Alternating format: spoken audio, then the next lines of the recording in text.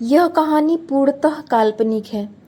यह किसी की भावनाओं को ठेस पहुंचाने के लिए नहीं, बल्कि समाज में जागरूकता फैलाने के लिए बनाई गई है। बहुत समय पहले सूर्यगढ़ नाम का एक समृद्ध राज्य था।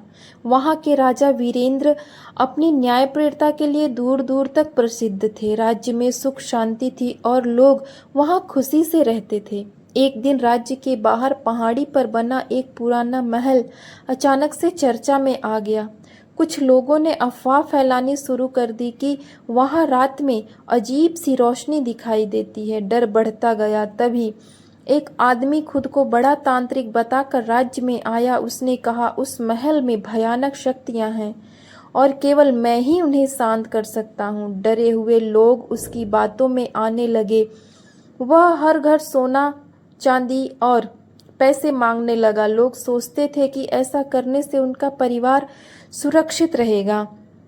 राजा को यह सब बहुत अजीब लगा। उन्होंने अपनी बुद्धिमान बेटी राजकुमारी अनन्या को सच्चाई का पता लगाने का काम दिया।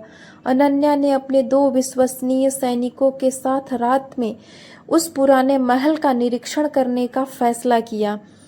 महल के पास पहुंचकर उन्होंने देखा कि दूर से दिखने वाली रहस्यमयी रोशनी दरअसल मसाले थी, जिन्हें कुछ लोग जानबूझकर वहां पर जला रहे थे। अनन्या ने छिपकर देखा कि वही तांत्रिक अपने साथियों के साथ लोगों की बातें सुनता और फिर उन्हीं बातों का इस्तेमाल करके अगले दिन चमत्कार दिखाने का दावा करता। यह सब बातें उन्होंने सभी सबूत इकट्ठे किए। छिपा हुआ सामान, नकली तावीज और लोगों से ठगे गए सोने के बर्तन। अगले दिन राजा ने पूरे दरबार में तांत्रिक को बुलाया। जब उससे सवाल पूछे गए तो वह कोई जवाब नहीं दे पाया। राजकुमारी ने सबूत सबके सामने रख दिए। पूरी प्रजा समझ गई कि उन्हें डराकर ठगा जा रहा था। तांत्रिक और उसके साथियों को राज्य से निकाल दिया गया। लोगों ने राहत की सांस ली और अपने मेहनत के धन की कमाई की कीमत समझी। राजा ने पूरे राज्य में घोषणा करवाई, डर से नहीं, ज्ञान से फैसले लो। जो व्यक्ति चमत्कार के नाम पर पैसे मांगे, उससे सावधान रहे।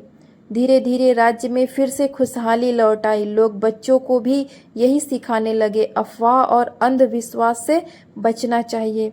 राजकुमारी मुस्कुराई और बोली, सबसे बड़ी शक्ति तंत्र मंत्र नहीं, सच्चाई और शिक्षा और समझदारी है। इस कहानी से हमें यह शिक्षा मिलती है कि डर इंसान को कमजोर बनाता है, लेकिन सही जानकारी उसे मजबूत बनाती है। किसी भी चमत्कार या तंत्र मंत्र के नाम पर डराने या पैसे मांगने वालों से सावधान रहे। अगर मेरी ये कहानी आप लोगों को जरा सी भी पसंद आई हो, आपके दिल को जरा सी भी छू गई हो, तो मेरी इस कहानी को लाइक और सब्सक्राइब जरूर करें। मैं आगे ऐसी ही कहानियाँ आप लोगों को आगा